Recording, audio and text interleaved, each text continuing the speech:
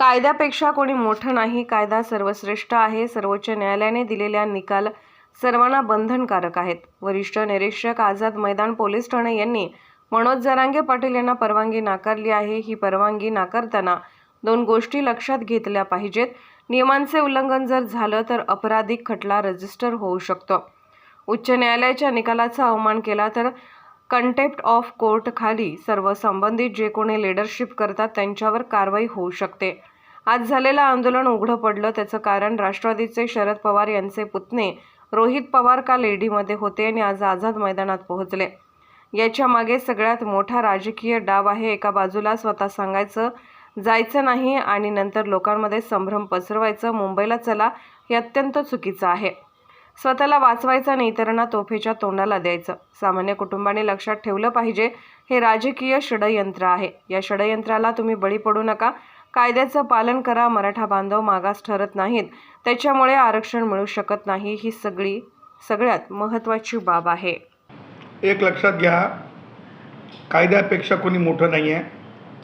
कायदा सर्वश्रेष्ठ आहे आणि माननीय सर्वोच्च न्यायालयाने दिलेले निकाल, मान्य उच्च न्यायालयाने दिलेले निकाल भारतीय संविधानाच्या आर्टिकल 144 नुसार ते पोलिसांना बंधनकारक आहेत, ते सामान्य नागरिकांना बंधनकारक आहेत, राज्य शासनाला बंधनकारक आहेत.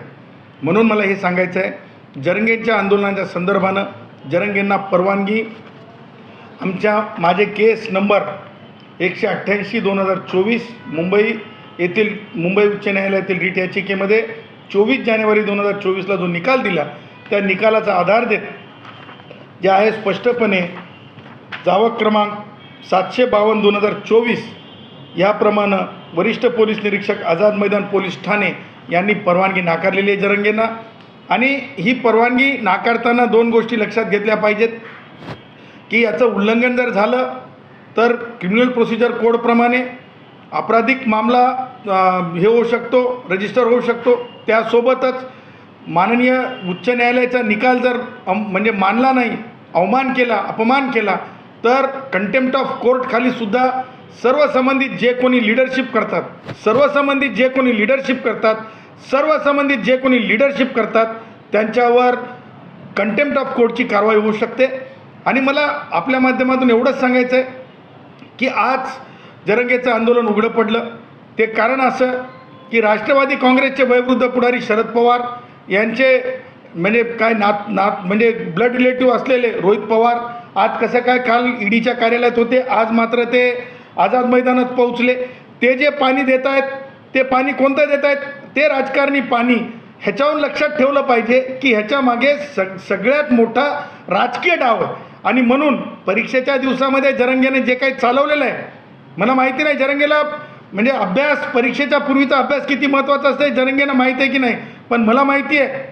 कारण मला जास्त लेकरं नाहीत, 4-5 लेकराचा मी बाप नाही, 2च लेकराचा बाप आहे. म्हणून मला माहिती आहे की लेकरू शिकवण्यासाठी लंडनला पाठवण्यापर्यंत शिकवण्यासाठी किती लेकराचा अभ्यास घ्यावा लागतो, किती जागेवर बसून त्या लेकराची काळजी घ्यावी लागते. माझी झेन जेव्हा लंडनला जायला निघाली आहे तेव्हा मला माहिती आहे की किती हातावर झपावं लागतं लेकराला अभ्यासासाठी. त्याच्यामुळं मराठा समाजातली मुलं असोत, ब्राह्मण समाजातली असोत, बौद्ध समाजातली असोत, कोणताही समाज असो, OBC असोत, मुलांच्या शिक्षणाच्या काळामध्ये असा म्हणजे मानसिक अपराध कुणीही करू नये. आणि त्याही पुढं जाऊन जेव्हा न्यायालयाने सांगितलं तेव्हा तर करूच नये. आणि मला हे म्हणायचं आहे की एका बाजूला स्वतः सांगायचं की जायचं नाही आणि लोकांमध्ये संभ्रम पसरवायचा की चला चला, हे जे चाललेलं आहे हे अत्यंत चुकीचं आहे. हे एक षडयंत्र ओळखा.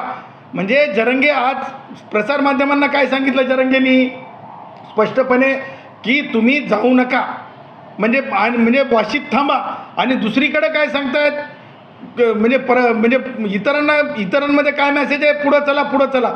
सांगण्याचं कारण हे आहे की स्वतःला वाचवायचं आणि इतरांना तोफेच्या तोंडाला द्यायचं. अरे करिअर महत्त्वाचं आहे. मुलांवर एकदा गुन्हे दाखल झाल्यानंतर मुलांचे किती हाल होतात. राष्ट्रवादी काँग्रेसचे वयोवृद्ध पुढारी शरद पवार यांच्या काळामध्ये नामांतराचं आंदोलन झालं. 3 पिढ्या गुन्हेगारीमध्ये ढकलल्या गेल्या, आंदोलनांच्या गुन्हेगारीमध्ये ढकलल्या गेल्या. त्यांचा काही दोष नव्हता.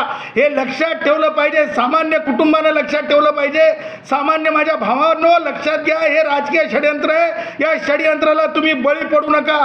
त्याच्यामुळं सांगायचं हेच आहे, कायद्याचं पालन करा. माझे मराठा भाऊ मागास ठरत नाहीत, त्याच्यामुळं आरक्षण मिळू शकत नाही. हे सगळ्यात महत्त्वाची बाब आहे.